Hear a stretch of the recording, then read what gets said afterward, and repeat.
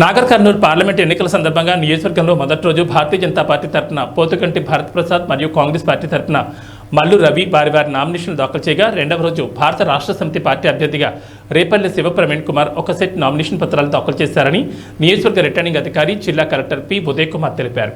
మొదటి రెండవ రోజులు కలుపుకుని ఇప్పటివరకు ముగ్గురు అభ్యర్థులు నామినేషన్ దాఖలు చేశారని రిటర్నింగ్ అధికారి కలెక్టర్ ఉదయ్ కుమార్ చెప్పారు.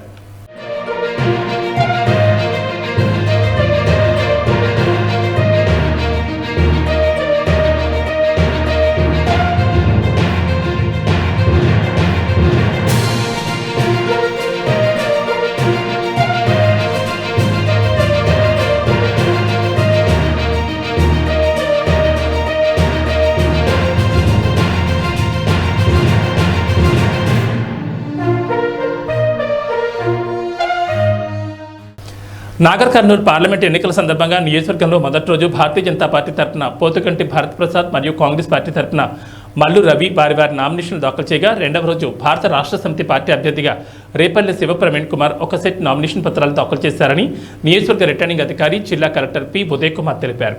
మొదటి రెండవ రోజులు కలుపుకుని ఇప్పటివరకు ముగ్గురు అభ్యర్థులు నామినేషన్ దాఖలు చేశారని రిటర్నింగ్ అధికారి కలెక్టర్ ఉదయ్ కుమార్ చెప్పారు.